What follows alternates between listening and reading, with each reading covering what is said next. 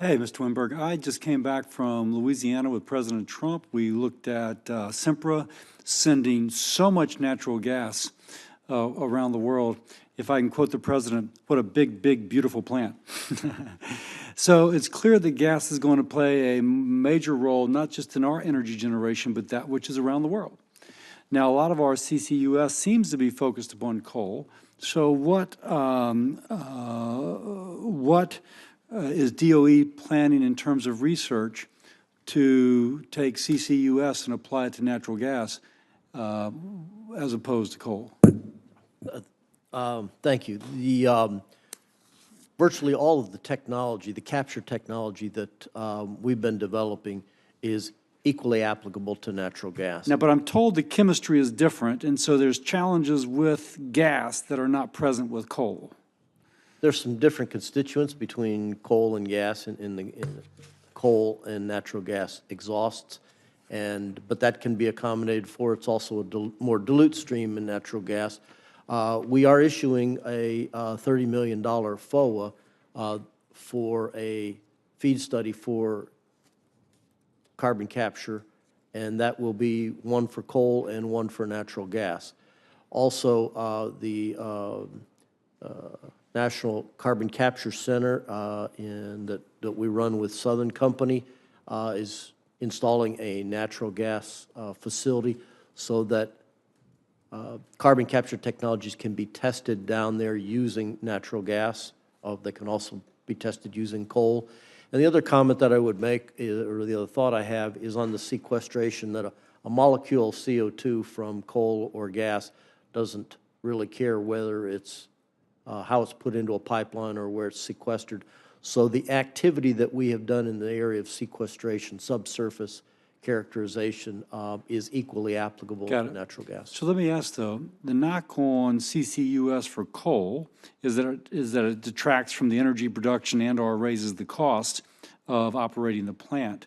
What impact does carbon capture have upon the cost basis of the energy produced by a natural gas, say, combined cycle plant or a traditional plant, two different cost bases, or what is the detraction from the overall energy output or the efficiency of energy production? There's capital cost and there's an operating cost associated with CCS on natural gas. Not the case necessarily with an alum cycle, but with a conventional natural gas combined cycle there is. But with the 45Q and the opportunity to capture that CO2 and then use it for enhanced oil recovery, there's a $35 per metric ton tax credit. And if it's sequestered in deep saline formation, there's a $50 tax credit. In this EOR space, we're quite confident. So wait a second. You're telling me that which would offset the cost. Yes, sir. But how much would be the cost and/or the decrease in efficiency if you apply this technology to natural gas? You see what I'm saying? Because clearly there's a cost, because you're telling me, well, we need the 45Q and the $50, et cetera. So. Yeah, probably about a 20% decrease in the efficiency of the natural gas combined cycle because of the parasitic power you need. Okay. That's significant. Yes, sir. Do you need any additional authorization from this committee to further because you mentioned that there is some of the same stuff you're doing for coal can also be applied to natural gas, but do you need more resources to more robustly build this out? And I just say this because, again, the U.S. feedstock is increasingly natural gas. And as I see Sempra and Venture Tech, Magnolia and others, Cheniere shipping this gas around the world, and we share technology, that research wants to be furthered. So do you need this committee to do more in terms of facilitating that research?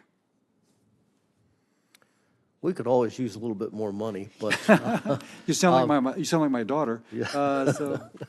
But I think the portfolio of technologies that we have under development right now is adequate in both the coal and the natural gas space. One of the concerns or issues that has been raised by my fellow panel members is, of course, the infrastructure. Perhaps not the domain of this committee, but infrastructure to a pipeline, CO2 pipeline infrastructure to be able to move the captured CO2 into those areas where it can best be used for enhanced oil recovery or for storage. Now, I'm from Louisiana, so we actually have that. If Denbury has a pipe that goes down 190, that's pretty close. Now, granted, it's coming from Jackson, Mississippi, but it's close to our industrial base, so it theoretically could be addressed Yes, sir. with just a little bit of add-in. There's about 5,000 miles of CO2 pipeline currently in the United States. There's some estimates that we need anywhere from 10 to 30,000 miles if we're going to make significant reductions in CO2 emissions from fossil energy sources. Okay. Well, I'm over time. I yield back. Thank you.